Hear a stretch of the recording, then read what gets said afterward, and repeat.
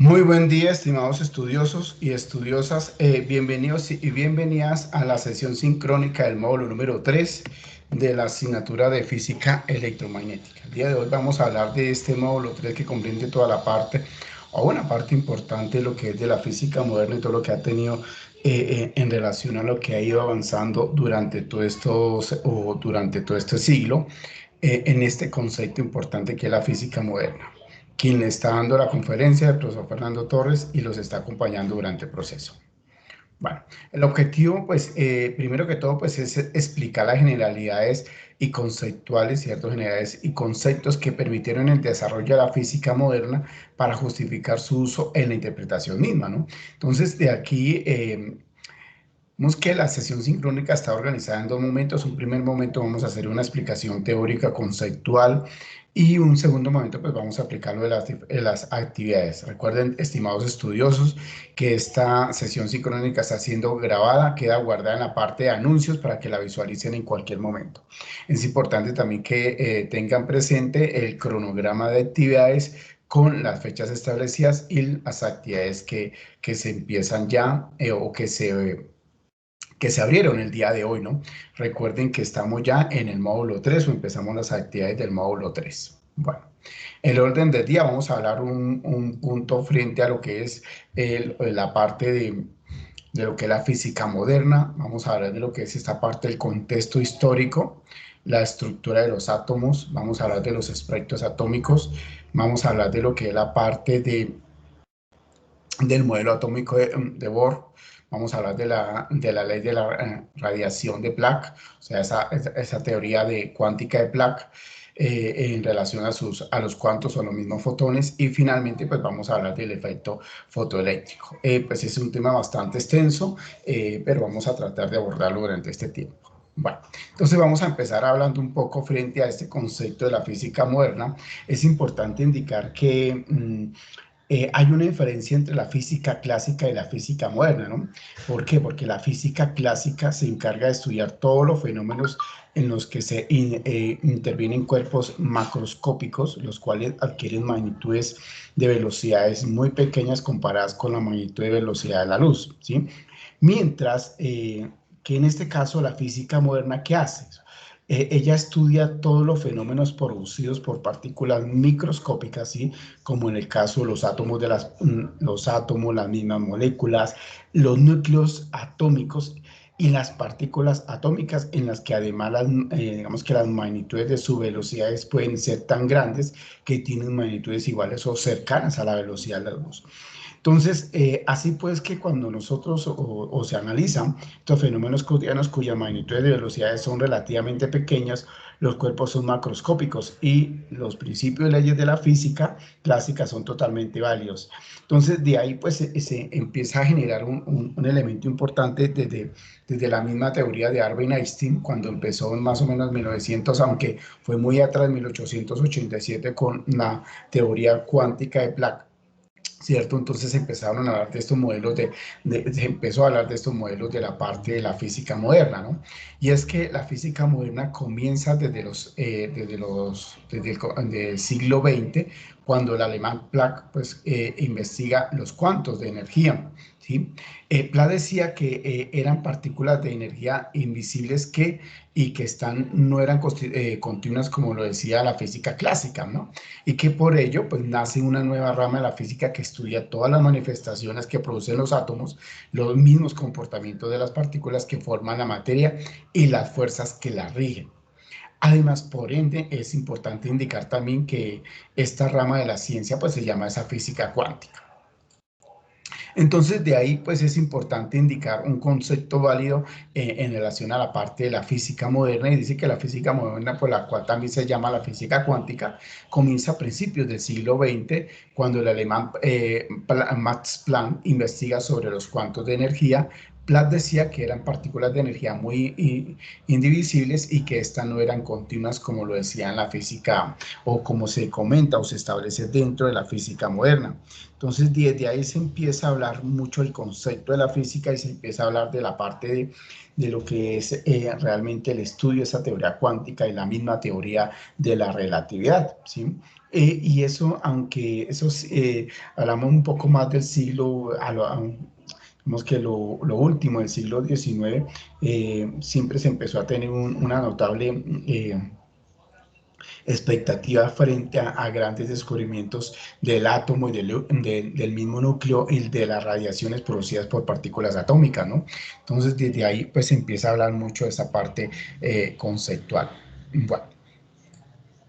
Entonces, de ahí, pues, esta nueva rama de la física, pues, estudia las manifestaciones que se producen en los átomos, ¿no? Los mismos comportamientos de las partículas que la forman, la materia y las fuerzas que la rigen. Además, sirven para entender fenómenos como la fusión, la misma fisión nuclear. Y por ende, también es importante indicar que se puede también entender fenómenos como los superconductores, los láser o algunos fenómenos que intervienen en los dispositivos electrónicos. Entonces, de ahí pues aparece este fenómeno importante de lo que se llama lo de la física moderna como tal. Bueno, entonces de ahí es importante empezar a mirar partes por partes que nos va a permitir pues tener una idea clara de frente a lo que ha sido a la parte de la misma física moderna, y es que se habla de la ley de la radiación, ¿no? Y es que la radiación pues se refiere a la emisión continua de energía desde la superficie de cualquier cuerpo. Y esta energía se denomina radiante y transporta, ¿cierto? Y es transportada mejor por ondas electromagnéticas que viajan en el vacío con una velocidad de 3 por 10 a la 8 metros sobre segundo, o sea, la misma velocidad en el vacío de la luz, ¿no? Recuerden que la velocidad del vacío de la luz es de 300.000 kilómetros sobre segundos, y entonces está establecido en que esto es igual a 3 por 10 a la 8 metros sobre segundo dentro del sistema internacional. Entonces, de ahí se empieza a establecer esa primera parte de la radiación. Ahora, digamos que la radiación, por ende, ¿cierto? Es un fenómeno que consiste en esa emisión de ondas electromagnéticas de partículas atómicas o de rayos de cualquier tipo, ¿no? Las radiaciones cuya naturaleza es electromagnética siempre son producidas por, digamos que por propagación simultánea de los cuerpos magnéticos eléctricos a una velocidad de la que ya hablábamos inicialmente a la velocidad de la luz, ¿no? Y es que se diferencian entre sí por su frecuencia y su longitud de onda, ¿no? Entonces, de ahí pues se habla mucho de esa parte de lo que es la llamada radiación, y se empieza a generar ese concepto dentro de la radiación, la misma emisión y la misma absorción que más adelante miramos en relación a la parte del modelo de Bohr. Entonces, de ahí es importante también, digamos que enfatizar, ¿sí? Eh, la misma estructura de los átomos. ¿Por qué arrancó hablando de esta parte? Porque es importante tener un concepto fundamental del átomo, y es que el átomo está constituido por un núcleo y uno o más electrones ligados al núcleo, ¿no? Y que el núcleo está hecho de uno o más protones, típicamente un número similar de neutrones y protones y neutrones se denominan esa parte de nucleones. ¿Qué significa acá? Normalmente cuando nosotros sabemos, por ende, que es importante tener claridad, que cuando hablamos nosotros de esta estructura atómica y especialmente del átomo, el átomo es un significado sin división. ¿Por qué? Porque el átomo es una partícula, o es mejor, la partícula más pequeña, ¿no? Entonces, y está conformada por una parte importante de la cadena que lo que se ha fijado, ¿no? Y es que, por ejemplo, nosotros vemos acá que cuando nosotros hablamos de esta partecita, por ejemplo, acá ciertos elementos o partículas pequeñas que están producidas por unos protones y unos neutrones, ¿no? Y que alrededor de esa pequeña empiezan a establecerse unas pequeñas órbitas circulares, y dentro de esas órbitas circulares, que es se van a establecer estos elementos importantes, lo que hace el estudio de la parte del átomo, que están compuestos por un punto acá que se llama electrón, ¿no? Y estos protones, por ejemplo, que son cargas positivas, ¿no? Nosotros ya sabemos que estos están cargas positivas, ya hay unos neutrones que no tienen una carga, o sea, la carga es cero, y por lo tanto aquí regen unos electrones, que lo que pasa es que esos electrones pueden ser visibles o invisibles de cierta manera, o en el momento que empiezan a girar sobre la órbita, ¿no? Recuerde que es importante tener en en cuenta que el electrón se puede encontrar en cualquier punto, ¿no? Y es que eso puede establecerse dentro de un modelo matemático y que ese modelo matemático es probabilístico, o sea que yo puedo encontrar un electrón acá y si yo establezco acá, puedo encontrar otro electrón acá dentro de esta misma estructura atómica, que es lo que habla Bohm, ¿cierto? Y puedo establecer otro electrón. Recuerde que los electrones son cargas negativas. Entonces, de ahí se empieza a tener en cuenta esa estructura del átomo. Recuerde que la carga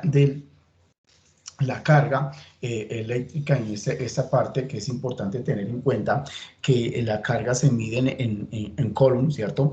Y tanto la carga del protón como la carga del neutrón vienen siendo las mismas, o sea, protón más 1 y el neutrón menos 1, ¿no? Que es importante tener en cuenta que el electrón, como siempre se simboliza por una E, pues sería igual a menos 1, y el protón, como es una P, pero la vamos a simbolizar con una P positiva, significa que esto es igual a más 1. Entonces, esto se establece dentro de las cargas, que generan, que están dentro de ese átomo. Entonces, de ahí pues vale la importancia de tener en cuenta esa parte de la estructura atómica. ¿Por qué se habla de esto? Porque de ahí se empieza a hablar mucho de la física moderna, ¿no? Y es que empiezan grandes físicos en relación a la parte de lo que se llama, en este caso, por ejemplo, Bohr empieza, Rutherford, pues empiezan a Rutherford, perdón, empiezan a hablar mucho de la parte de la estructura atómica. Digamos que el que empezó a hablar de esos modelos de Rutherford fue inicialmente, y Bohr pues empieza a tomar en cuenta eso. Entonces, de ahí pues es importante tener en cuenta que los protones pues del núcleo atómico están unidos por unos enlaces muy fuertes en los cuales al romperse o al generarse se genera una cantidad de energía, ¿cierto? Y esa energía nuclear se basa en la misma creación o ruptura de estos enlaces, que es lo que estamos hablando de esa cantidad de protones, que eso de acuerdo a la parte del símbolo o la sustancia química. Lo mismo, el electrón, es importante tener en cuenta que el electrón pues es una partícula más ligera, ¿cierto? En cuantos, y componen el átomo, ¿cierto? Que es importantísimo. Permítanme un momento, voy a revisar si hay alguna pregunta.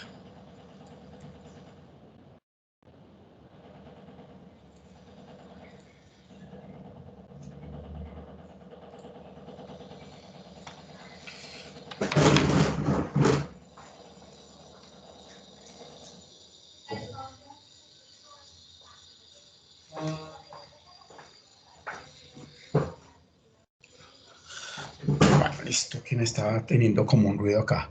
Bueno, entonces dentro de esta parte, pues, pues que es fundamental tener en cuenta es que cuando hablamos nosotros, permítanme acá, utilizo otra vez el lapicito de acá que me parece interesante, es importante indicar y volver a repetir que ese electrón, pues, es la partícula mucho más ligera en cuantos, o sea, que se compone dentro de ese átomo y tiene una carga eléctrica negativa cuya magnitud se define por la carga eléctrica elemental, o sea, se ignora todo lo que puede poseer dentro de su estructura y por lo que se considera una partícula elemental. Recordemos que el electrón se puede encontrar en cualquier punto de la órbita, ¿no? Y que es importante tener en cuenta eso, ¿no? Por ejemplo, si nosotros tenemos acá estos protones, o sea, si lo podemos visualizar acá, estos protones, y sobre esto empieza a girar, acá hay unos pequeños enlaces, ¿cierto? Que reciben el nombre de órbitas. Entonces, estas órbitas pueden estar generadas a partir de unos protones, de unos electrones. Recuerde que hay una cantidad de electrones de acuerdo al nivel, o sea, a la órbita que se pueda girar. Y es que entre más o sea que en este caso, entre mucho más cerca, pues va a ser menor la energía, y entre mucho más lejos de ese núcleo del átomo, pues va a ser mucho más fuerte. O sea que, por ejemplo, acá yo podría indicar acá fácilmente que esto está compuesto por 2 electrones, ¿cierto? Esto estaría compuesto más por 8 electrones y así sucesivamente. Y por ejemplo, en este caso, entre más aumente, pues estaría compuesto por 18 electrones, sucesivamente dentro en relación a esa estructura atómica. Entonces, de ahí, pues es importante indicar que aparta esa parte de la estructura atómica como unos elementos fundamentales dentro del concepto de poder empezar a hablar de estos modelos importantes de la física moderna en relación a la parte de la misma energía que juega el papel fundamental dentro de los átomos o los diferentes modelos atómicos. Pero también es importante indicar algo y es los espectros atómicos. Cuando hablamos de estos espectros atómicos, por ende los espectros atómicos es el resultado de uso del microscopio, del esperoscopio, ¿cierto?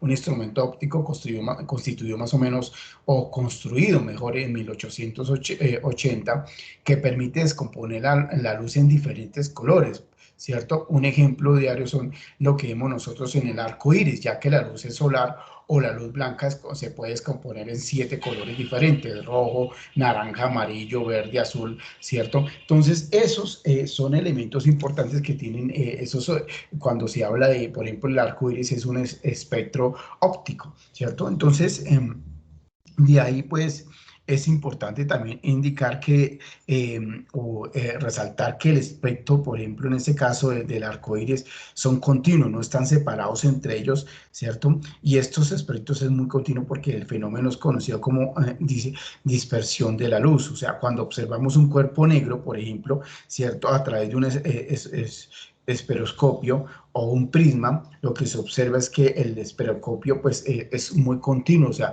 vemos las luces en relación, así como vemos esta gráfica que nos permite hacer una visión en relación a la parte del ojo humano. Entonces, cada uno de los colores que se descomponen, que compone la luz, tiene una longitud de onda para la descripción, digamos que para establecer más o menos un modelo matemático, y que esa misma dispersión de la luz se piensa en ella como un elemento importante dentro de las ondas, ¿no? Cuando, por ejemplo, en el caso de unos elementos importantes es el mismo estudio de las ondas electromagnéticas, ¿no? De estas ondas que viajan en el vacío y especialmente que están alineadas a la velocidad de la luz. Entonces están enmarcadas dentro de estos espectros atómicos. Hay unas clases de espectros atómicos importantes que es bueno, interesante mirarlos. Por ejemplo, en este caso lo que mencionaba anteriormente, lo de los colores del arco iris, que está alineado a esos espectros ópticos, y es que la expresión que produce la luz en nuestro sentido de vista, ¿no? Siempre es importante indicar que cuando hablamos nosotros de estos espectros ópticos, el color de los cuerpos que nos rodean, siempre hay que tener en cuenta los, la misma, digamos que la propia naturaleza de los rayos luminosos, ¿no? Y es que, por ende, pues, o la forma como están difundidos o reflejados por los cuerpos. O sea, por ejemplo, en el caso de la luz blanca del sol, en realidad es una mezcla de luces monocromáticas con diferentes longitudes de onda. ¿Por qué? Porque esto en la física clásica fue muy estudiado por Isaac Newton, donde empezó a incidir sobre el rayo luminoso proveniente del sol y sobre un prisma de cristal, ¿no? Y al reflectarse la luz, se empecía a recogerse en una plantilla blanca y se observaba la misma formación de varios colores dentro de lo mismo que era en la parte del arco iris. Entonces, de ahí se empieza también a establecer mucho el estudio de esos espectros ópticos, los espectros de emisión. Y es que estos espectros de emisión, por ende, es producido por cualquier tipo de manantial de luz, ¿cierto? Y que por ende, digamos que contiene toda la longitud de onda comprendidas entre dos límites. O sea, por ejemplo, en este caso, cuando se habla de un gas que es excitado eléctricamente o térmicamente, pues se emite un espectro de líneas en diferentes características, que es muy alineado a esa parte de emisión, ¿no? Y es que la formación de esos espectros en líneas de cada elemento puede ser que los mismos electrones, porque ahí juega un papel un papel importante los electrones, ¿cierto? Emiten cantidades definidas de energía, y por ello la luz se origina cuando de pronto esos mismos electrones se encontrarán excitados. Por lo tanto, pues habrá un cambio de punto de energía de menor a otro de mayor, o sea que posiblemente esos electrones cambian su órbita, ¿no? Pueden saltar, y es que vamos a verlo ahorita en este momento cuando se habla de saltar de un nivel a otro nivel, que esos saltos reciben los famosos saltos cuánticos, ¿no? Y eso es lo que se empieza a generar ese fenómeno de la llamada física cuántica.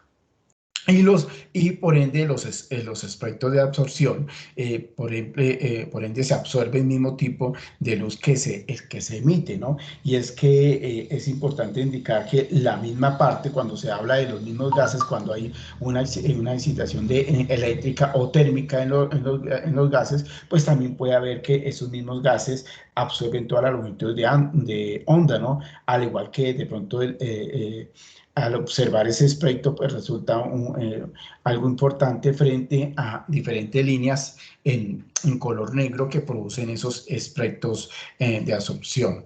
Entonces, de ahí, pues, cabe, digamos que, como para concluir, es importante indicar que cuando hablamos de esos espectros de absorción, pues permiten realizar de pronto un análisis de espectrográficos, ¿cierto? Por ejemplo, cuando se desea conocer la composición de la atmósfera de un astro, ¿cierto?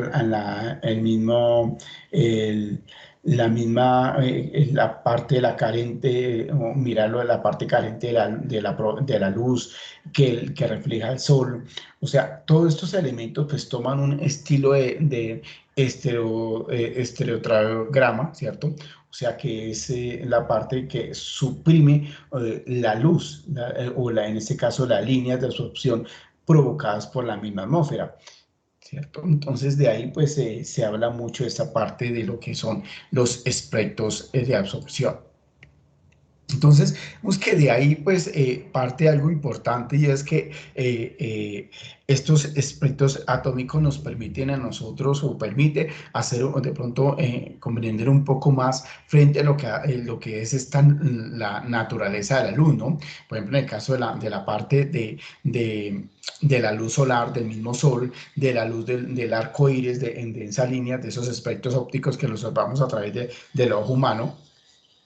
Pues esto ha permitido de que los físicos empiecen a generar estos estudios, estos diferentes modelos a través de estos espectros electromagnéticos, especialmente a partir de las ondas electromagnéticas. Bueno, entonces, vamos que pasando para otro tema importante dentro de lo que es la física moderna, pues es fundamental hablar de Bohr, ¿sí? ¿Por qué de Bohr? Porque es que Bohr habla de un modelo atómico que permite generar un estudio de los cuantos, ¿no? Y es que él hace ese estudio completo frente a lo que es la estructura atómica, volviéndonos un poco atrás, sino que me salté el tema porque me parecía interesante ver un poco más de pronto a la parte conceptual de los espectros atómicos antes de poder hablar de estos modelos, ¿sí? Y es que recordemos algo importante, estimados estudiosos, cuando hablamos de esa estructura atómica, que la estructura de los átomos está compuesto por ese núcleo, ¿cierto? Que dentro de ese núcleo pues está formado por protones y neutrones, ¿cierto? Y que alrededor, ¿cierto? De ese núcleo empiezan a girar unos electrones con cargas negativas. Entonces, establece esos diferentes modelos, ¿no? Y es que es importante indicar que a comienzos, por ejemplo, del siglo XX, los científicos estaban permejos antes del mismo comportamiento de los famosos espectros atómicos, ¿no? O sea, el mismo comportamiento de las partículas de radiación emitida por el átomo, ¿no? Porque es que es importantísimo tener en cuenta que cuando hablamos de esos espectros es porque hay una excitación, ¿cierto? En relación a la parte del átomo que puede ser muy fuerte o que puede ser muy débil. Entonces de ahí se empieza a conocer esa famosa física clásica que no era capaz de conocerla, ¿no? Y más o menos entre el año 1913 se empieza a través del efecto electromagnético, del fotoeléctrico, o sea, el efecto fotoeléctrico de Albert Einstein, pues se empieza a generar un concepto de estos famosos espectros atómicos, pero es importante indicar que Niels Bohr, ¿cierto? Que es un físico danés y postula diferentes o genera unos postulados importantes a lo que es la parte de los electrones que giran en esa órbita o en esa estructura atómica, ¿no? Y entonces de ahí pues prácticamente digamos que aparece el famoso modelo atómico de Bohr o teoría de Bohr digamos que contenía diferentes elementos recientes de la explicación de Albert Einstein, especialmente tomados de ese efecto de lo que es el efecto fotoeléctrico, pero también partió de un modelo importante que es el modelo de Rutherford, ¿sí? Porque él parte de ese concepto de la estructura atómica de Rutherford. Entonces de ahí empieza a generar ese estudio de poder generar, tomar una parte de la misma teoría de Planck, o sea, la famosa de lo que es la teoría de cuántica de Planck, ¿cierto? Y que genera, pues, o propone dar esa explicación frente a lo que es el átomo de hidrógeno, ¿no? Entonces, y ese es, digamos que en caso particular, pues es importante recordar que el núcleo, pues ya sabemos que está compuesto por un solo protón y que contiene un solo electrón de acuerdo a lo que es esa estructura atómica del hidrógeno, ¿no? Recordemos que esa parte del hidrógeno, pues está compuesto por un protón y un electrón. Entonces, de acá es importante que él dice que todos los electrones se disponen en diversas órbitas circulares, ¿no? Las cuales determinan diferentes niveles de energía. El electrón puede acceder a un nivel de energía superior, para lo cual necesita absorber energía, ¿no? Para volver a su nivel de energía original es necesario que el electrón emita la energía absorbida, y este modelo bien lo ha perfeccionado en Bohr en el tiempo, ¿no? Y ha servido como base importante dentro de la física moderna y dentro de la física nuclear, ¿no? Y propuso que la teoría para describir la estructura atómica del hidrógeno la explicaba a partir del espectro de líneas de este evento. Por eso hablaba de lo que es el espectro de emisión y absorción, que es el que empieza a generarse este concepto de lo que es el modelo atómico de Bohr. Entonces, él empieza a hablar de unos elementos o unos postulados importantísimos que hay que tener en cuenta en relación a lo que habla este modelo, ¿no? Y es que habla de 4 postulados importantísimos.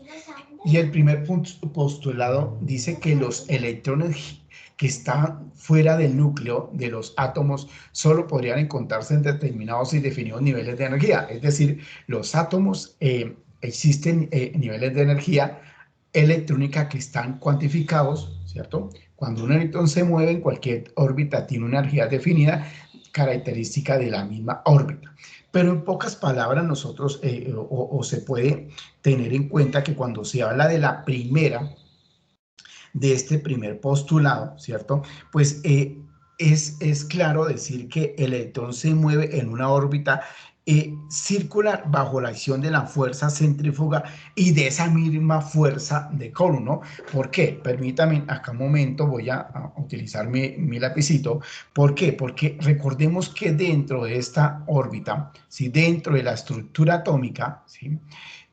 Por ende, aquí como estamos hablando del protón, aquí va a girar un elemento importante que está dentro de esa órbita circular y es el electrón, ¿no?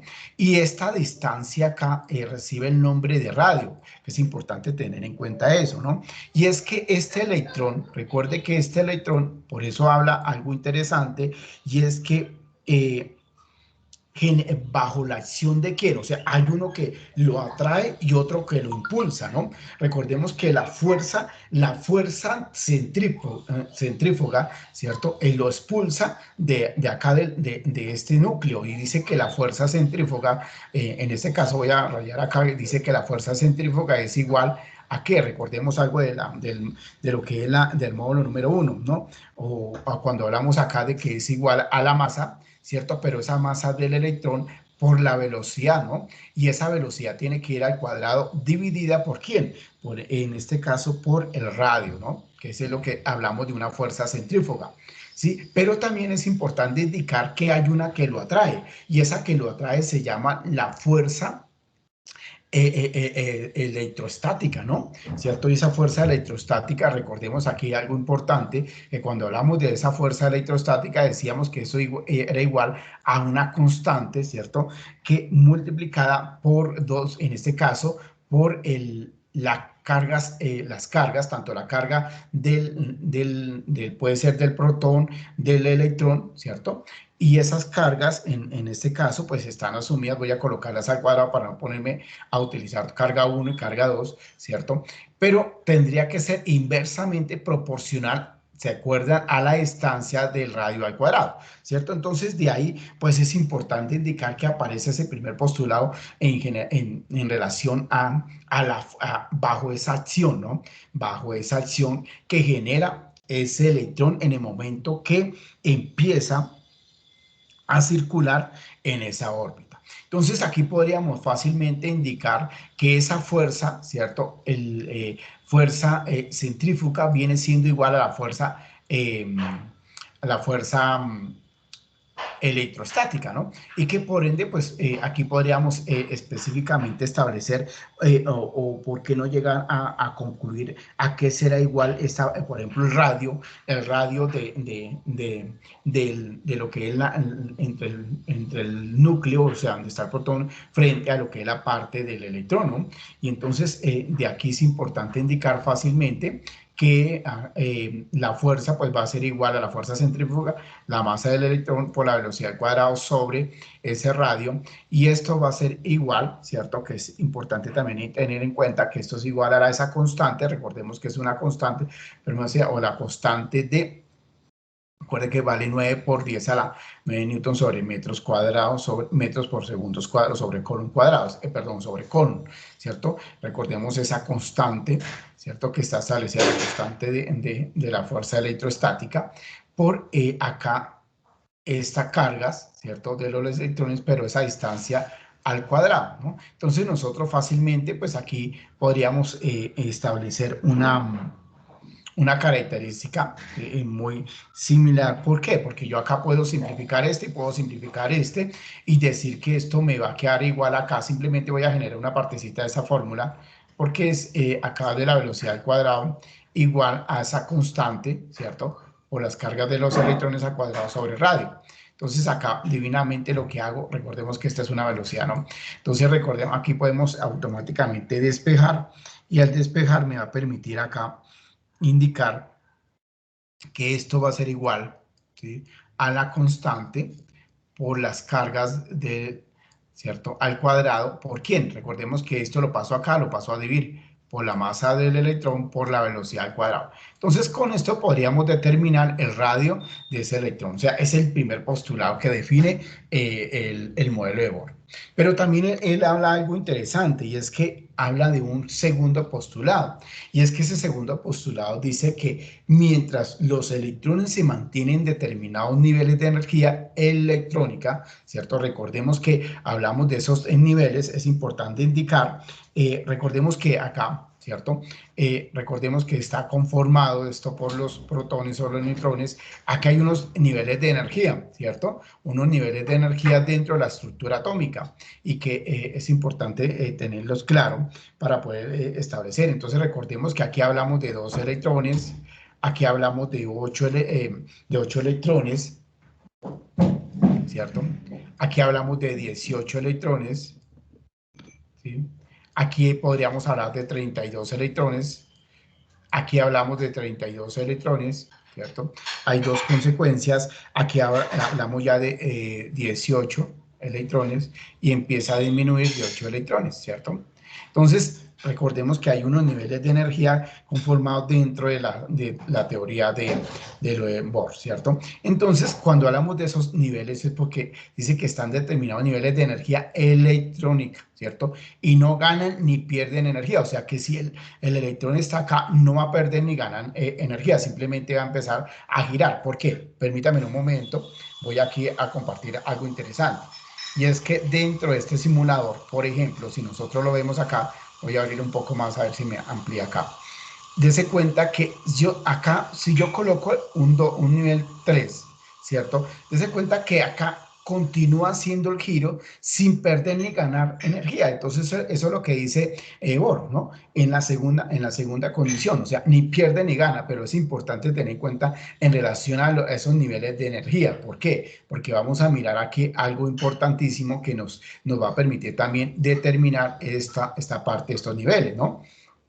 Y es que cuando estos niveles, o sea, son estables, pues se llaman esos estados estacionarios de lo que es el átomo, ¿no? Y solo son posibles aquellas órbitas en las que el electrón tiene de pronto un movimiento angular. Recordemos que acá se establece un movimiento angular y es que ese movimiento angular se da, recordemos aquí algo importante, lo voy a mencionar, lo tengo acá, pero recordemos que ese movimiento angular se da por un producto de cantidad de movimiento. Recordemos más o menos dentro de la física clásica, ¿no? De la cantidad de movimiento. Entonces, vamos a indicar que dentro de esa misma cantidad de movimiento, ¿cierto? Recordemos aquí algo importante y es que ese es el producto dentro de la masa de ese electrón, ¿cierto? Por la velocidad del electrón, por el radio de esta parte del electrón, porque estamos hablando de lo que es un elemento importante de la órbita en que se realiza el electrón alrededor del núcleo. O sea, recordemos que dentro de este punto, ¿cierto? Aquí hay una distancia y viene siendo el radio. Todos recordemos que esto es una parte circular, ¿sí? Entonces, por eso hablamos de un momento angular. Y ese momento angular lo podemos definir aquí como segunda característica. Bueno, entonces de acá aparece que es importante indicar que como hablamos de un momento angular, también hablamos de una constante de Planck, ¿cierto? Y es que hay una constante de Planck que me permite a mí definir esos elementos puntuales y es que esa constante, ¿cierto? Y esa llamada constante acá por ende se va a establecer como un elemento donde me indica que la masa por esa velocidad, por ese radio, pues viene siendo igual a el número, en este caso, cuando hablamos de n, que tiene un nombre importante, que es interesante conocerlo y que tenemos que tenerlo muy en cuenta cuando hablamos de este valor n, se hace referencia a la parte de lo que se conoce mucho con lo que se llama la parte del número de cuantos o número de niveles, ¿no? Y es que es importante indicar cuando hablamos de esos números de cuantos, esos números cuantos son cantidades enteras, discretas, ¿cierto? O sea que no tomamos valores negativos, ¿sí? Entonces acá establecemos por esa constante de Planck, ¿cierto? Que normalmente hablamos de esa H barra o H partida, mejor H barra. Pero esa H barra, ¿cierto? Esa H barra viene siendo igual, ¿cierto? Aquí es importante tenerla en cuenta, que esa H barra viene siendo igual a un elemento importante que dice que es igual a la parte de el H, ¿cierto? Esa constante de H, ¿cierto? Sobre 2pi. ¿Sí? Entonces, de ahí, pues, lo que hacemos nosotros es reemplazar, ¿sí? Y reemplazamos significa que la masa por la velocidad por ese radio viene siendo igual a ¿qué? Al número, o sea, número de cuantos, ¿cierto? Por esa H barra, que H barra viene siendo esa H barra sobre 2pi. ¿Sí? Entonces, o en este caso, pues es importante tener claridad en relación a esta parte, ¿no?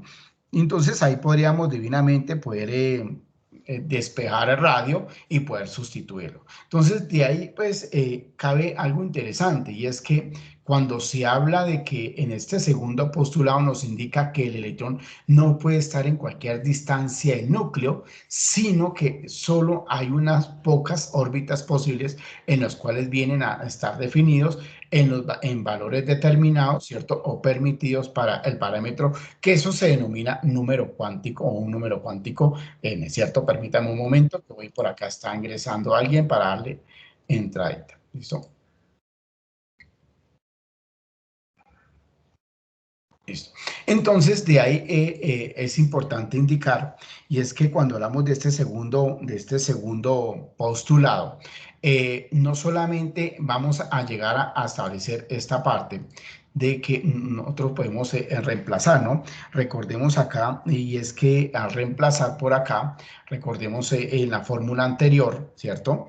Decíamos permítame, me vuelvo, decíamos que esta, acá me queda, que es la constante, ¿cierto? Por lo que es esas cargas al cuadrado dividida por la masa por la velocidad al cuadrado. Entonces vamos a mirar acá que en este caso vamos a establecer que, permítame, voy a utilizar mejor una partecita acá de tablero, es que me, o sea, para devolverme a rayar toda la presentación. Pero, sin embargo, acá como para no estar ahí para allá, para acá. Es importante indicar algo, y es que cuando hablamos de radio, recordemos que el radio viene siendo esa constante, ¿cierto? Viene siendo el multiplicado por esa carga, carga eléctrica, ¿cierto? Del electrón al cuadrado, porque recordemos que puede ser la positiva o la negativa, la multiplicamos por la masa del electrón por la velocidad, ¿cierto? Por esa velocidad. Esa velocidad, recuerde que esa velocidad está marcada al cuadrado, ¿no? Que es importante tener en cuenta eso. ¿Sí? Entonces, acá nosotros podemos fácilmente establecer esto, ¿no? Y es que al establecer o al descomponer esta velocidad, ¿sí? Al descomponer esta velocidad, la velocidad viene siendo igual a ¿quién? ¿Sí? Y es que este caso viene siendo, en este caso, a n, ¿cierto? Esa constante de Planck que vamos a multiplicar, recordemos que ese es un valor 2p, ¿cierto? Que en este caso la constante h que viene siendo, esa constante h viene siendo h barra, voy a representar por h barra, ¿cierto? Y esa h barra la vamos a multiplicar aquí por la masa,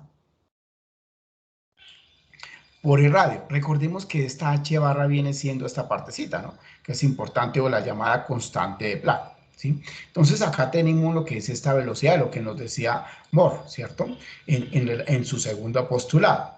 Entonces, ¿qué es importante tener en cuenta acá? Dice que no se puede estar en cualquier distancia del núcleo, sino que solo hay unas pocas órbitas posibles, y que esas órbitas lo denominan de acuerdo al número cuántico, o sea, n, ¿no? Entonces, de ahí nosotros podemos sustituir esa fórmula, y al sustituir la fórmula, pues deben estar marcadas de la siguiente manera, ¿no? Y es que cuando hablamos nosotros de este radio, ¿sí? Este radio viene siendo igual a la constante, ¿sí? Por la carga de los electrones al cuadrado por esa masa, ¿sí? Por la velocidad, pero recuerde que esa velocidad equivale a esto, entonces al cuadrado, o sea, por n, que son esos números de cuantos, por esa h barra, ¿cierto? Que viene siendo en ese caso, ante la constante por la masa, por el radio al cuadrado. Entonces, de ahí es importante tener en cuenta algo que hay que mirar, que esto nos queda la constante, ¿cierto? Por ese electrón al cuadrado, y vimos en qué, en que esta masa, ¿cierto? Es igual, de la masa de electrones igual a n al cuadrado, recordemos que es el número de cuantos, por esa h barra al cuadrado, por la masa al cuadrado, ¿cierto? Permítame, porque no me voy a hacer entender acá, yo quiero que poderme hacer entender bien acá en esta partecita.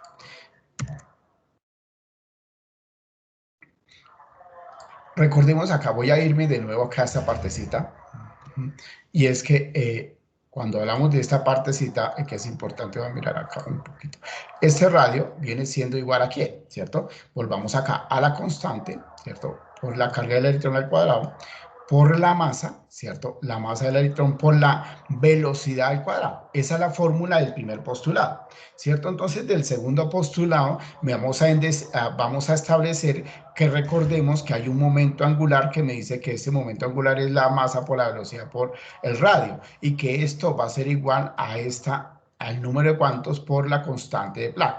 Pero recordemos que esta constante de Planck, que está definida, viene siendo establecida por esa h sobre 2pi, que esto recibe el nombre de una h barra, ¿sí? Entonces, de acá lo que hacemos es reemplazar, ¿cierto? Que esto es igual a la masa por la velocidad por el radio, igual al número de cuantos por h barra, ¿sí? Entonces, la velocidad viene siendo igual al número de cuantos por h barra sobre la masa por el radio. Esta es la fórmula que estamos tratando de despejar. Entonces, en este caso, vamos a mirar acá que el radio viene siendo igual a esa constante, ¿cierto? Por lo que es la carga de los electrones al cuadrado por la masa. Recordemos que esta es la velocidad, ¿cierto? Y la velocidad es esta. Lo que hacemos, esta es la masa del electrón, lo que hacemos es multiplicarla, aunque ya acá lo que voy a hacer es de una vez multiplicarla al cuadrado, ya sé a qué equivale, para que no tengamos que hacer procedimientos, o sea, que me equivale el número de cuantos al cuadrado por h barra al cuadrado, ¿cierto? Ojo, que la masa me queda al cuadrado, ¿cierto? Por el radio al cuadrado. Entonces acá yo puedo simplificar esta masa con esta masa, la cancelo. Acá, ojo que acá ya me queda, puedo cancelar este radio, que me queda aquí un radio y aquí me queda un 1, ¿sí? Entonces esto va a ser igual. Voy a colocarle 1. Esto es igual a 1 por la constante, por la carga de los electrones al cuadrado, ¿cierto? Y acá me va a quedar el número de cuantos al cuadrado por esa h barra al cuadrado sobre, pero acordémonos que acá me va a quedar sobre la masa, ¿cierto? Y me va a quedar aquí un radio, ¿sí? Que es importante tener claro ahí, me va a quedar un radio, ¿cierto? Entonces, al quedarme ese radio ahí, me va a permitir que, pues, hacer esto. Recordemos que esta es la fracción, entonces hacemos esto por esto, ¿sí? Entonces me va a quedar esta partecita que es la masa por el radio, por la constante, por la positivo, ¿cierto? Por el electrón al cuadrado, por el número ¿de qué? De cuantos al cuadrado por h barra al cuadrado. ¿Listo? Pero yo necesito sacar realmente el radio, ¿no? Y el radio es el que yo necesito sacarlo, ¿sí? Entonces, acordémonos acá que esta parte es igual a 1, ¿no? ¿Sí? Entonces yo puedo multiplicar esto fácilmente y es que me queda n al cuadrado por h barra al cuadrado igual a la masa del electrón por el radio por la constante por las cargas al cuadrado. Despejo ahora sí el radio va a ser igual a ¿quién? Entonces en este punto que es fundamental que hay que tener en cuenta que hablamos que esta parte me va a quedar que esto es igual a acá al radio me va a quedar igual al número de cuantos al cuadrado, ¿cierto? Por la constante, o sea, por k al cuadrado, ¿cierto? Pero acá estoy despegando al revés, aquí estoy despegando al revés, perdón. Así, porque aquí lo que hice fue al revés, aquí es h barra, sí, h barra, aquí es h barra, dale un segundito, h barra al cuadrado. ¿Sí? ¿Sobre quién? Entonces, sobre esta constante o la masa por la constante por los electrones al cuadrado. Y esta partecita que voy a marcar en color rojito, ojo por favor, esta partecita, normalmente se están indicando que recibe el nombre de A sub 0.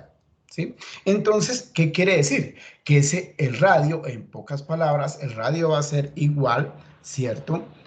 O en este caso, a sub 0 por n al cuadrado. Entonces, esto es lo que me va a permitir indicar la segunda condición o el segundo postulado y lo que viene indicando acá Bohr dentro de su segundo postulado, ¿no? Que eso se denomina de acuerdo al número de cuantos, o sea, de acuerdo a n. Entonces, yo puedo indicar que en el primer nivel, por ende, el radio, o sea, el radio va a ser igual a sub 0, ¿cierto? En el segundo nivel, pues el radio se va a aumentar 2, va a ser 2, 4, o sea, va a aumentar en 2, significa que el radio va a ser igual a 4, a sub 0. Y así sucesivamente se establece ese segundo postulado.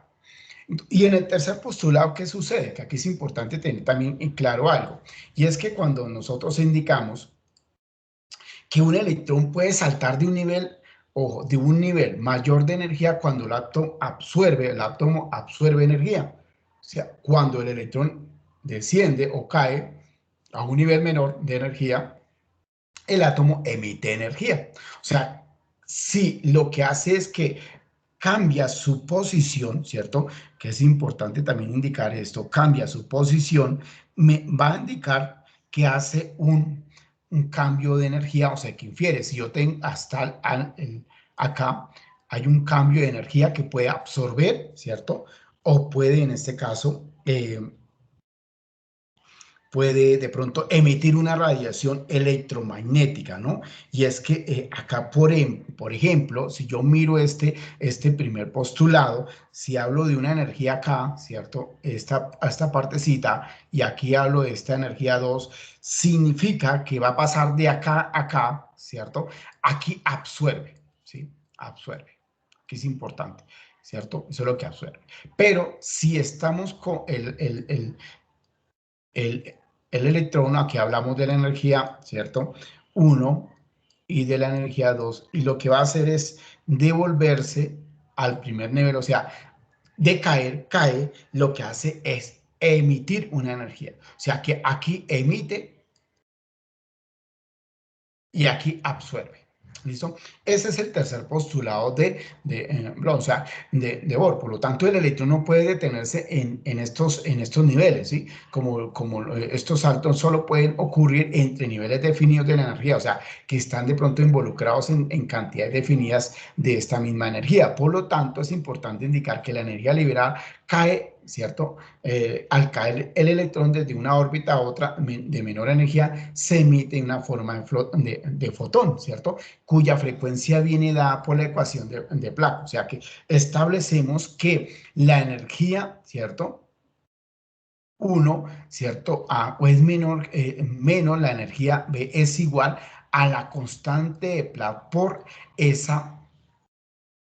por ese valor que nosotros lo conocemos como la parte de la frecuencia, ¿no? O sea que así, en este caso, cuando hablamos de esta parte, que es importante tener claridad en relación a esto, pues hablamos de esa misma tercer postulado. Recordemos que hablamos de que hay una energía que es igual, la energía cinética más la energía potencial, ¿cierto? Y que ahí aparece algo importante, y es que dentro de esa energía cinética y potencial podríamos establecer lo que es la parte del Rydberg, o sea, esa misma constante de Rydberg, ¿cierto? Porque Rydberg está dentro de estos elementos de la energía cinética, ¿no?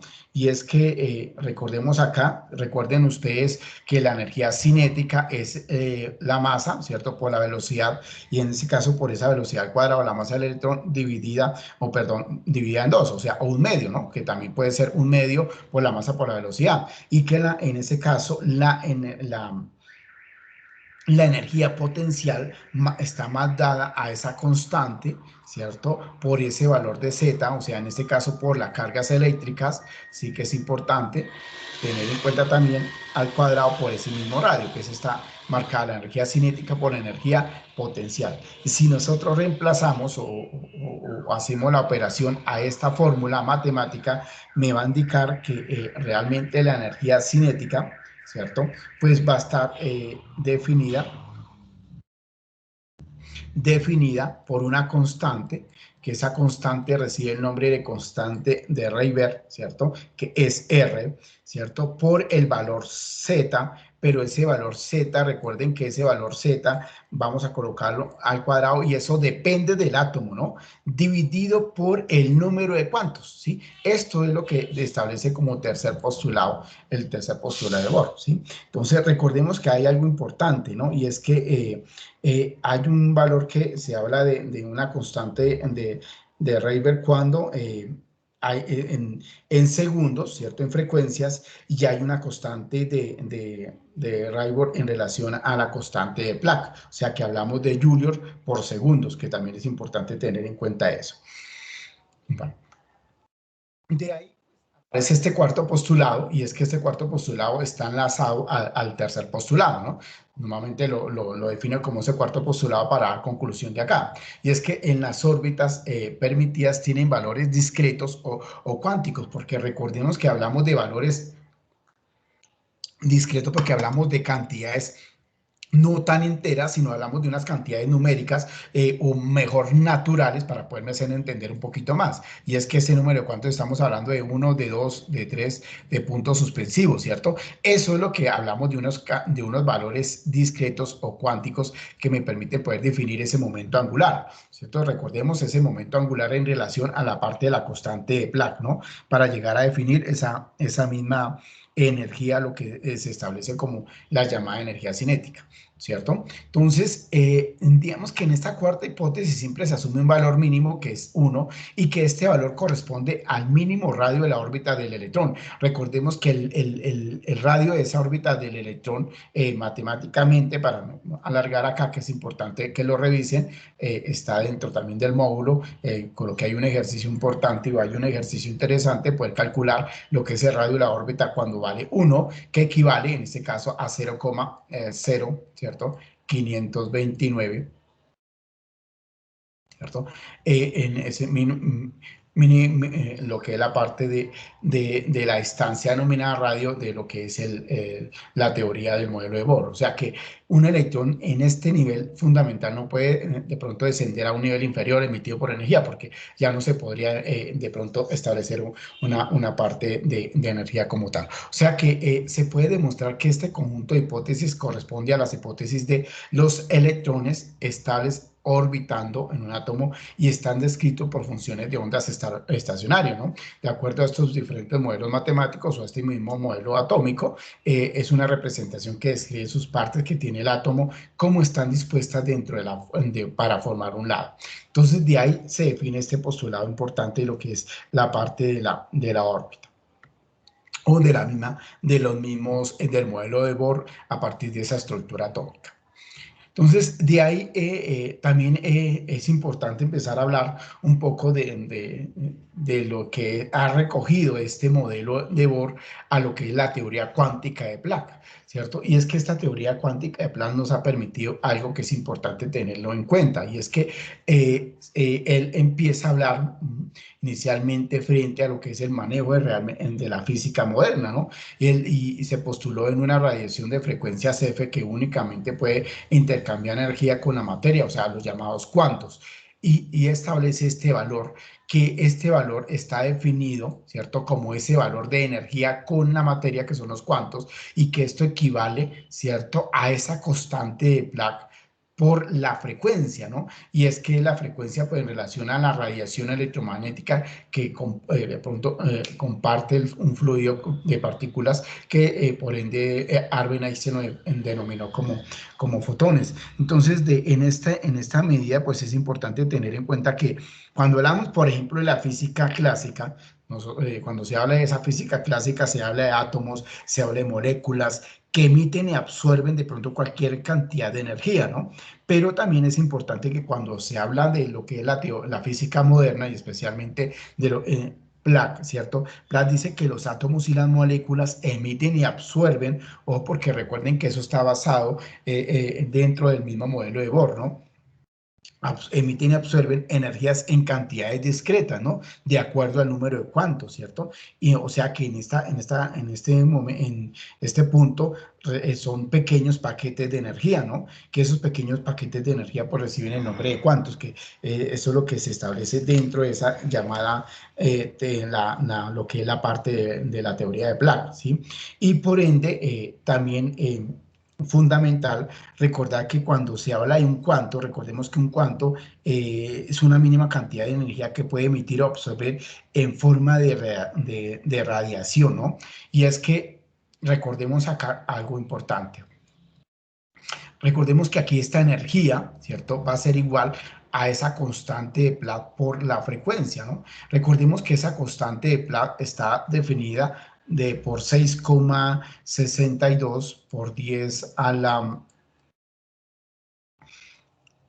en este caso, por 10 a la menos 3 julios, ¿cierto? Menos 3 julios por segundos, ¿sí? Entonces, de ahí aparece la frecuencia. Recordemos que la frecuencia, ¿cierto? La frecuencia puede estar dada, ¿sí?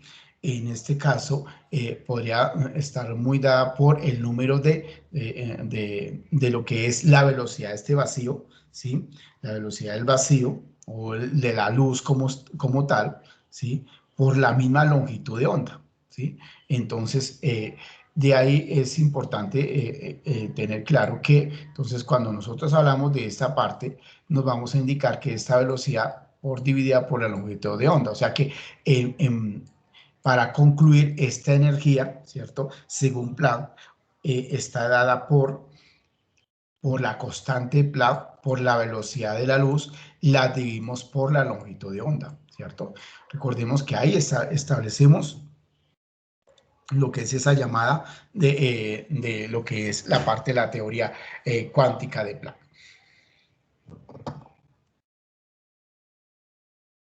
Miremos un ejercicio acá.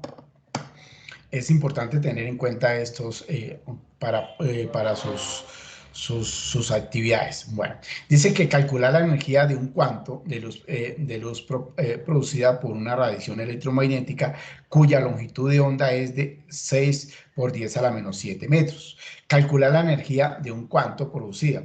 Bueno, acá es importante tener claridad en algo, y es que cuando nosotros hablamos de calcular la energía, pues sencillamente estamos hablando de un elemento muy sencillo, ¿no? Y es que partimos de mirar esta energía, ¿sí? De un cuanto, ¿cierto? Recordemos que está basada dentro de la teoría de Planck.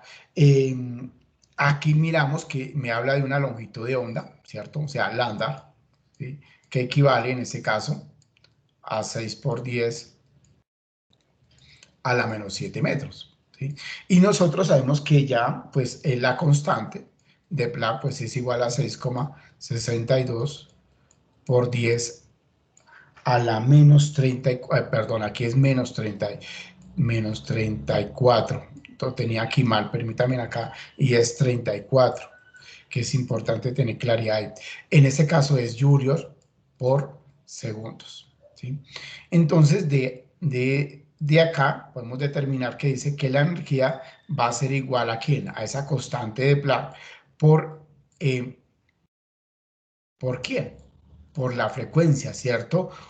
Pero como nosotros no conocemos aquí, pero sí podemos saber que esto es igual a la velocidad de la luz en el vacío por la longitud de onda, ¿sí? Entonces, de ahí podríamos marcar fácilmente esa velocidad, ¿no? Recordemos que aquí es importante tener en cuenta, y es para marcarlo, que hablamos de una velocidad de la luz. Recordemos que la velocidad de la luz es igual al producto de la longitud de la onda por la frecuencia, ¿no? Y entonces la frecuencia, pues, es igual a la velocidad de la luz por la longitud de onda, ¿no? Recordemos lo que hablaba anteriormente dentro de la frecuencia. Entonces, de ahí, pues, acá es importante simplemente resaltar, acá dice que esta energía, pues, va a ser igual a 6,62 por 10 a la menos 34 joules por segundos, ¿cierto?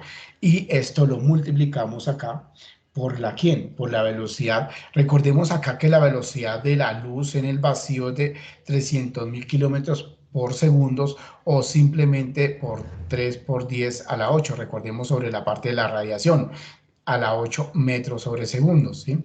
Entonces acá me quedaría que esto es igual a 3 por 10 a la 8 metros sobre segundos, y lo dividimos por la longitud de onda, que equivale a 6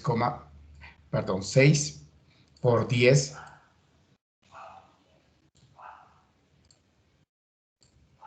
por 10 a la menos 7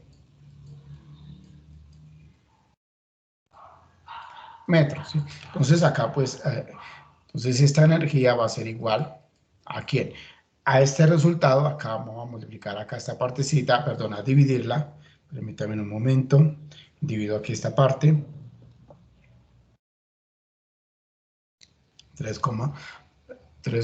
por 10 a la 8 metros dividido por 6 por 10 a la menos 7 metros.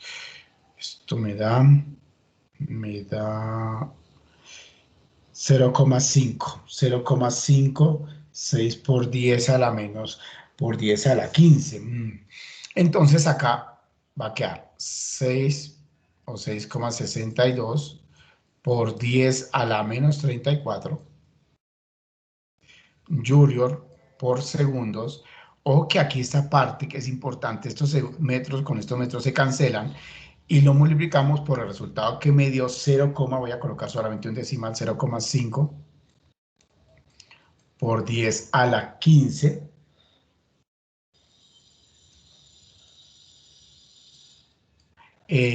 sobre segundos, o segundos a la menos 1, ¿sí? porque acá, recuerde que aquí está segundos, me va a quedar sobre, ¿cierto? Y entonces estos segundos, porque aquí está multiplicando, aquí está dividiendo, automáticamente se cancela y me queda que este producto, vamos a ver, multiplicarlo, 6,62 por 10 a la menos 34 por 0,5 por 10 a la 15 a la 15. Entonces esto me da 3,31 por 10 a la menos 19 joules. Y estamos acá utilizando la llamada ecuación, o en este caso la teoría de Planck, en relación a la parte de lo que es el concepto o la continuidad de esa energía producida por esa luz o esa radiación electromagnética. Bueno, aquí hay otro ejemplo 2. Mira, otro ejemplo. Bueno, entonces dice que un fotón tiene una frecuencia de 8 por 10 a la 10 Hz. Bueno, recordemos que siempre es importante que, o sea, inicialmente, y vamos a verlo cuando se empezó a hablar del efecto fotoeléctrico, el primero que empezó a hablar de toda esta parte de la física moderna fue Hertz, ¿cierto? Y él empezó a hablar de este modelo fotoeléctrico. Dice que determine la longitud de la onda, encuentre la energía del fotón en Joule y en electrovoltios, ¿sí? Entonces acá vamos a mirar, decimos que la frecuencia pues es igual,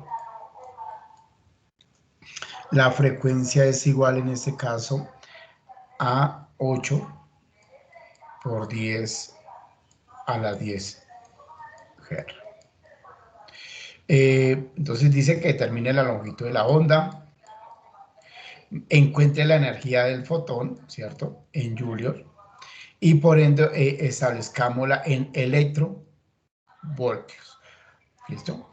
Entonces aquí vamos a mirar qué es importante. Bueno, vamos, primero que todo, recordemos acá que la velocidad de la luz viaja, ¿cierto? O es igual en este caso al producto de la longitud de la onda por la frecuencia, ¿no? Entonces recordemos acá que la longitud de la onda puede ser igual, en este caso, a la velocidad de la luz sobre la frecuencia, ¿sí? Recordemos acá que es importante para que no se nos olvide que la velocidad de la luz es igual a 3 por 10 a la 8 metros sobre segundos, ¿cierto? Entonces de ahí lo que hacemos simplemente es multiplicar 3 por 10, perdón, dividir, ¿cierto? Partido en segundos y lo dimos por la frecuencia que es 8 por 10 a la 10 Hz. Entonces voy a dividir acá, 3 por 10 a la 8 dividido en 8 por 10 a la 10 Hz. Entonces eso me da 3,0, o sea, 3 por 10 a la menos 3. En este caso va a quedar metros, porque recordemos que estos son segundos, porque es una frecuencia, estos segundos, con estos segundos los cancelamos, me van a quedar metros. Y esta sería la longitud de la onda de ese fotón.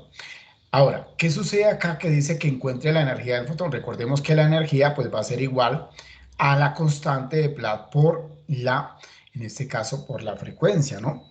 Y es que ya tenemos la frecuencia, pues lo único que hacemos es resolver.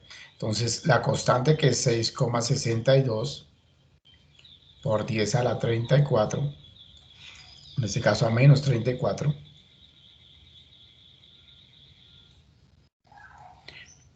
Joule por segundos, multiplicamos por, en este caso por la frecuencia que sería 8 por 10 a la 10 Hz. Recordemos que esos también son segundos.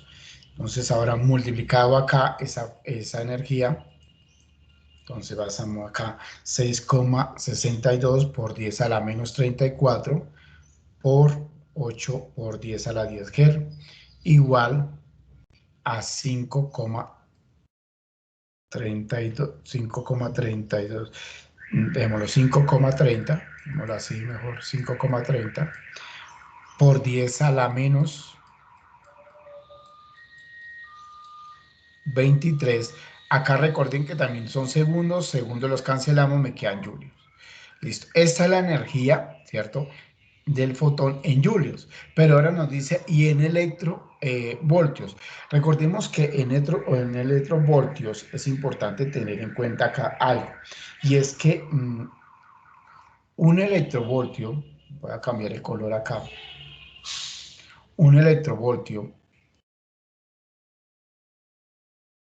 equivale, ¿cierto?, a 1,602 por 10 a la menos 19 Julio. Esa es la medida de un electrovoltio, ¿sí? Entonces, si nosotros decimos acá, pues fácilmente a cuántos electrovoltios equivale, ¿cierto? Equivale 5,30 por 10 a la 23 Julio, ¿cierto? Entonces, lo que hacemos acá es multiplicar y luego en esta parte, pues lo que hacemos es dividirlo, ¿cierto?, en relación a esa parte de los electrovoltios, ¿no?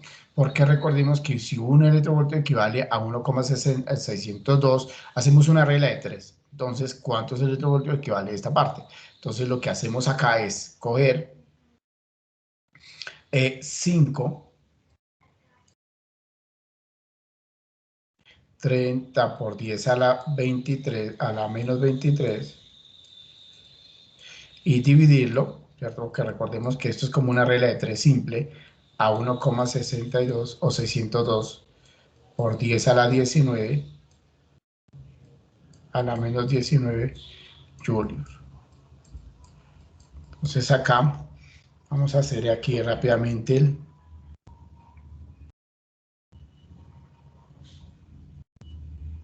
el ejercicio. Permítanme acá otra vez que se me cerró esta calculadora. Entonces, 5,30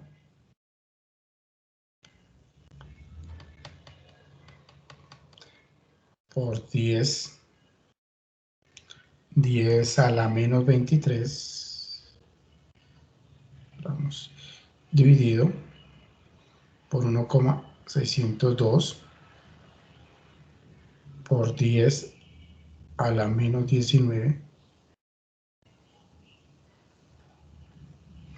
Y esto me da 3,308 por 10 a la menos 42.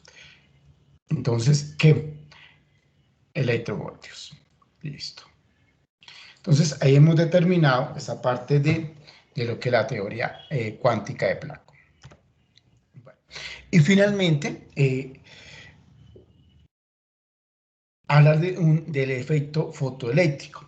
Y es que cuando se habla de este efecto fotoeléctrico y especialmente a veces explicado por Albert Einstein, porque vuelvo y le repito, cuando se empezó a hablar de este fotoeléctrico, se empezó a mirar en relación a la parte de lo que fue Hertz. Él fue uno de los primeros que empezó a estudiar esta parte de lo que fue el fotoeléctrico, pero en relación a lo que empezó a establecer Albert Einstein. Entonces dice que el efecto fotoeléctrico pues es un fenómeno en el que las partículas de la luz llamadas fotones, ojo, fotones, ¿cierto? O sea, estaríamos hablando de esto, impactan con los electrones en un metal arrancando sus átomos, ¿sí?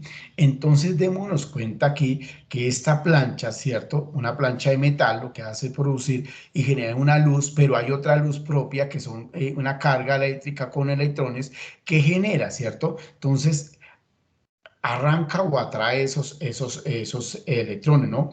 O en este caso sus átomos, ¿no? Por lo tanto, el electrón se mueve durante el proceso, dando origen a una corriente eléctrica de movimiento de electrones, ¿sí? Permítame acá un momento, ¿sí? Permítame acá un momentico rápidamente. Me da pena con ustedes por el tiempo. Pero, ¿qué sucede acá? Si yo tengo, por ejemplo, una longitud de onda, si yo la puedo mover acá con una intensidad del 50%, pero voy a cambiar el color. Si yo puedo lanzar acá, démonos cuenta que yo voy a aumentar el voltaje. De ese cuenta, y aquí yo tengo, voy a utilizar sodio, ¿sí? Y es que yo lanzo fotones, ¿qué sucede? Que se devuelven automáticamente y atraen esta energía, démonos cuenta, ¿sí? Entonces pasa de verde, está acá, de últimas verde, amarillo, rojo, vuelvo y lanzo. Entonces, démonos cuenta de que lo que hace es atraerse en relación a eso, o sea, arrancar esa parte de los fotones. Ese es el efecto fotoeléctrico, ¿sí? Entonces, de ahí cabe tener claro que cuando hablamos de estos fotoeléctricos, pues es importante tener claridad en los siguientes. Dice que para impulsar los electrones de una placa metálica que se tiene que generar calor por encima de este, ¿no? Y es que tiene que haber otra corriente también. Y aumentar la intensidad de la materia no cambia la energía de los fotones constituyentes, solo cambia el número de fotones, ¿cierto? Entonces es un elemento importante. Segundo, si la energía del fotón es menor que la energía necesaria para arrancar un electrón, ¿cierto? Entonces no se impulsa, ¿cierto? No impulsa los electrones de la placa metálica, ¿cierto? En consecuencia, la energía de los electrones emitidos no depende de la intensidad de la luz, sino de la energía de los fotones. Si la frecuencia no es necesaria, el electrón de la placa metálica no puede ser expulsado. O sea, si no hay una frecuencia necesaria, por ende no hay una expulsión de electrones. Miremos acá. Si nosotros tenemos acá este fenómeno, por ejemplo, voy a cambiar de sodio, pero voy a dejar acá la longitud de onda más alta, ¿sí? Y acá voy a colocar, a ver qué sucede. Dese cuenta que lo que hace es rebotar, ¿sí ve? Mire, y automáticamente no hay una energía suficiente para que lo que haga es atracción de los fotones. Mire. Entonces, se van con cantidad de energía, pero lo que hace es devolverse otra vez a esa posición original de la placa, porque la placa no le permite que haya una cantidad de voltaje. Voy a aumentar el voltaje, vamos a mirar qué pasa. Si yo aumento el voltaje, ¿qué pasa? Vamos a mirar acá. ¿Sí? Nada, ¿cierto? Entonces quiere decir que esa placa no genera una cantidad suficiente de energía para que los fotones se puedan desplazar. Eso es lo que genera este famoso foto o efecto fotoeléctrico. Entonces, de ahí pues es importante indicar que cuando hablamos de este fotoeléctrico, cabe recalcar que también es hablar de una energía, de esa energía del fotón, ¿no? Y es que la energía del fotón, ¿cierto? Es importante tener acá. Esa energía del fotón, recordemos que está generada a partir de esas placas, ¿cierto? Equivale o es igual a ese trabajo realizado, o sea, ese trabajo, esa misma energía realizada. Yo la represento por una letra griega delta, ¿sí? Hay algunos que la representan por alfa, beta, ¿cierto? Por una A, más que la misma energía cinética máxima. O sea que aquí podríamos establecer esa misma energía cinética máxima. Recordemos por acá, hay un elemento importante y es que dentro ya lo muestro, otro simulador interesante del efecto fotoeléctrico, donde nos permite visualizar tanto la energía interna como la energía externa o esa energía máxima. ¿Cierto? Entonces recordemos acá que en este caso la energía que es igual, ¿no? Recordemos que la energía pues va a ser igual a esa constante de Planck por la frecuencia, ¿cierto? Y esa frecuencia pues a qué va a ser igual, pues en este caso pues va a ser igual a la velocidad de la luz, ¿cierto? En el vacío dividida por esa longitud de la onda, ¿no? Entonces de ahí pues es importante tener en cuenta eso cuando hablamos de lo que es esta energía del efecto fotoeléctrico. Entonces, de ahí es interesante analizar estos elementos puntuales, ¿sí? Bueno, entonces, miremos acá algo interesante. Bueno, pero antes aquí, de cerrar una partecita, es importante mirar acá, por ejemplo, este simulador. Ah, bueno, acá, permítame acá otro simulador, permítame acá otro simulador, permítame que acá tengo otro simulador que quería mostrarles, que es importante que lo revisen también el efecto fotoeléctrico. Y es que este fotoeléctrico me permite, ¿qué? Me permite hacer varios elementos importantes. Dese cuenta que esta energía cinética es lo que estamos hablando acá, ¿cierto? La energía cinética máxima, lo que yo mostraba anteriormente. ¿Por qué habla de la energía? O sea, esta es la energía del fotón menos el trabajo. Dese en cuenta que ese trabajo es el mismo, lo que hablo con la parte del trabajo de la energía necesaria, ¿cierto? Que es importante. Aquí, lo que hago acá es simplemente poder desordenar, o sea, pasar esta acá, lo que es ese trabajo acá y dejar la energía máxima a un lado. Eso es lo que se está estableciendo, ¿no?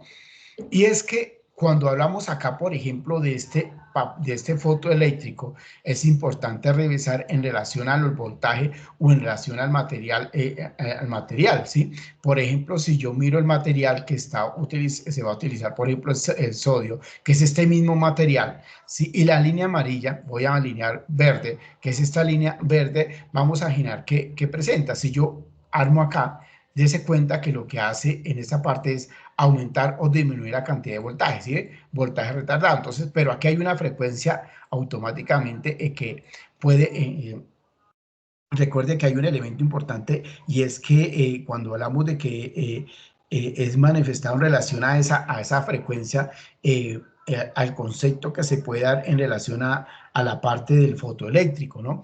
Aquí está la energía del fotón, ¿cierto? Aquí está en electrovoltios, está el trabajo realizado, ¿sí? Y está la energía cinética máxima de ese, de ese electrón, pero es que dése cuenta que aquí no hay.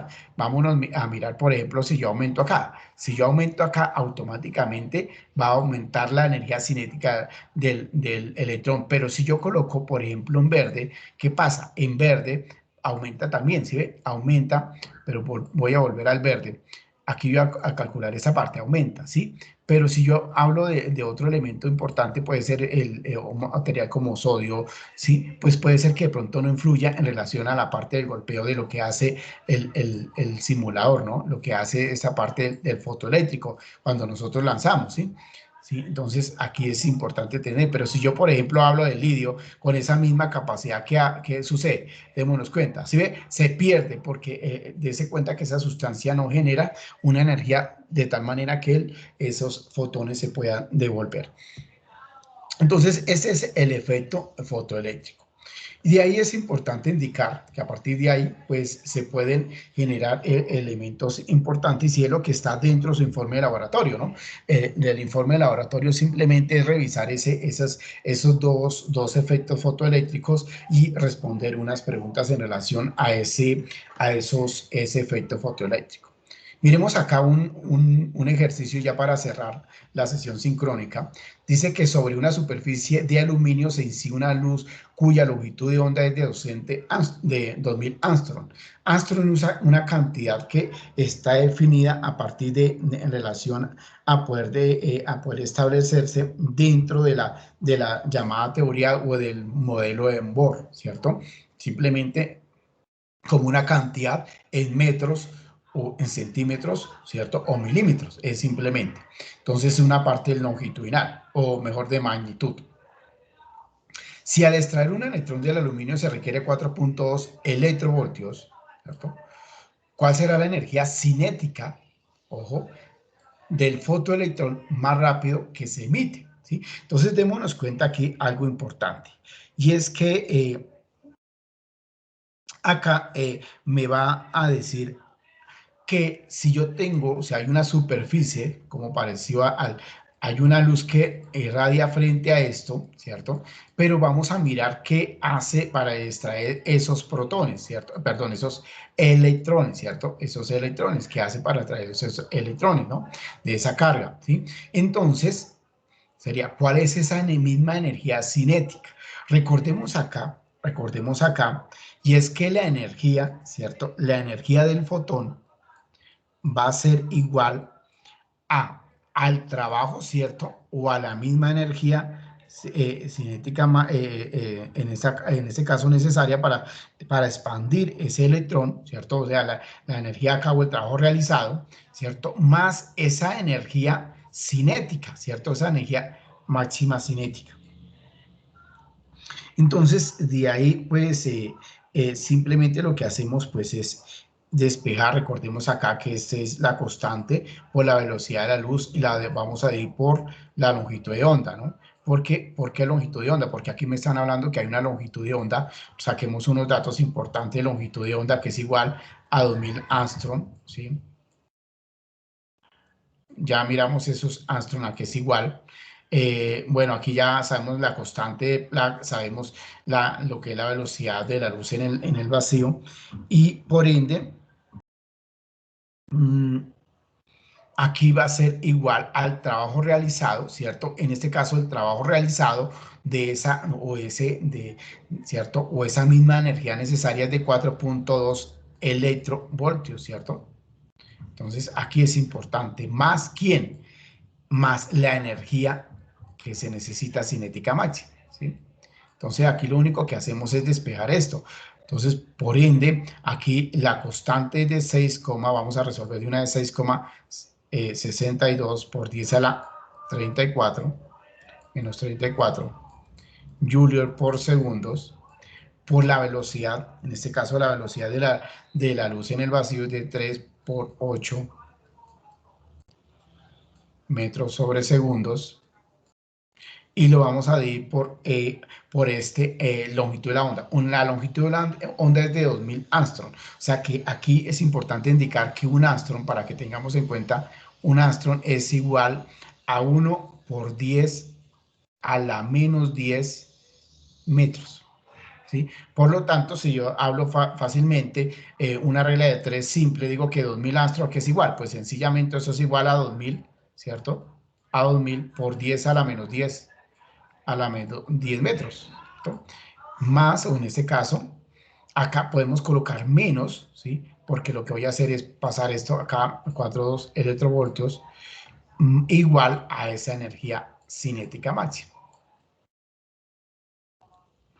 Y bueno, entonces acá en este punto, lo que voy a hacer es dividir esta partecita. Voy a dividir esta parte rápidamente. Entonces 6, permíteme acá. 6,62 por 10 a la menos 34.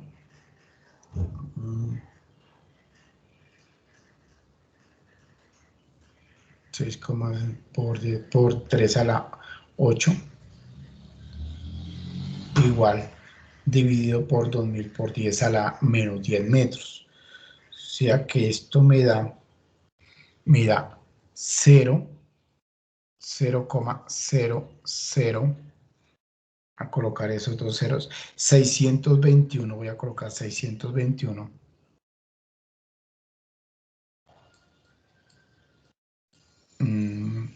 por 10 a la 3, menos 4.2. Bueno, acá recordemos que esta partecita estuviéramos hablando acá de Joule por segundo sobre segundo, lo simplificamos. Acá estos segundos los simplificamos, estos metros pueden simplificarse, entonces van a quedar Joule. Podemos hacer esta conversión acá. Igual a la energía cinética máxima. ¿Listo? Entonces, lo que hago acá es simplemente dividirlo. Ojo, recuerden que acá es importante indicar que recordemos acá que un electrovoltio es igual a 1, ¿cierto? 1,602, bueno, 602 por 10 a la menos 19 joules, ¿cierto? Por lo tanto, este de 0,000621 por 10 a la 3 Joule, ¿a cuántos equivale? Lo que hacemos es sencillo multiplicar, o sea, esto dividirlo en esto, y me queda, permítanme acá, me voy a quedar acá,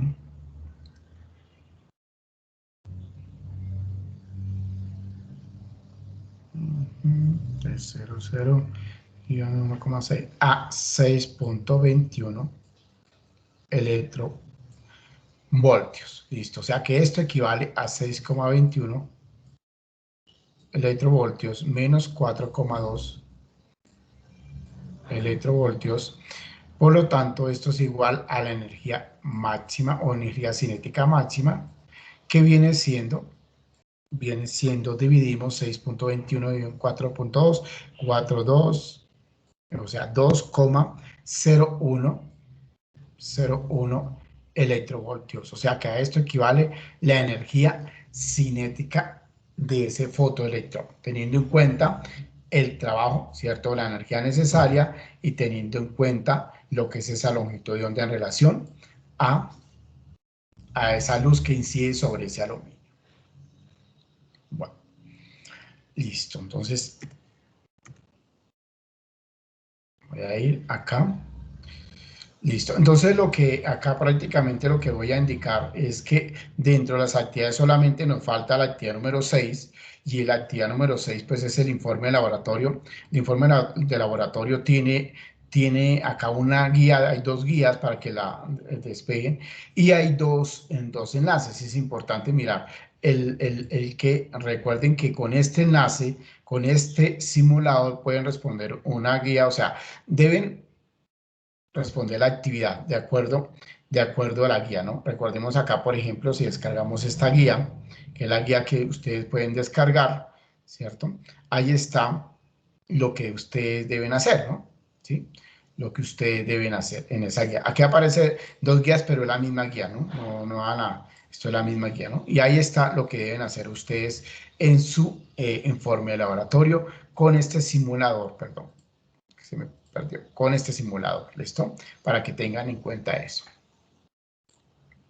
Bueno, y viene la actividad ya prácticamente de cierre, que la evaluación final es una evaluación muy sencilla, más conceptual que de mismo ejercicio, de misma aplicación. Bueno, entonces con esto no sé si hay alguna pregunta y si no estaríamos finalizando la sesión sincrónica a la cuarta sesión sincrónica.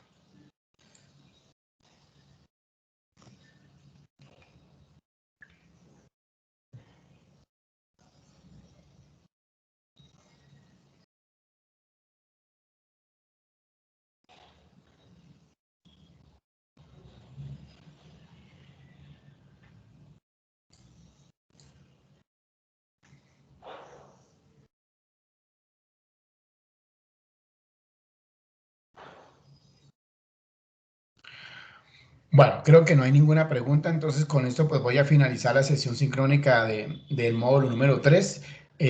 Recuerden, estimados estudiosos y estudiosas, que esta sesión sincrónica está siendo grabada, queda guardada en la parte de anuncios, en anuncios va a quedar guardada para que la puedan visualizar. Entonces, con esto les deseo una feliz tarde. Recuerden, por favor, el cronograma de actividades, recuerden los tiempos. Estamos ya a 11 de mayo. Recuerden que esta asignatura se cierra el día 23 de mayo. Entonces, para que estemos muy atentos y atentas en relación al cronograma de actividades. Entonces, les deseo un feliz día, una feliz tarde y hasta pronto.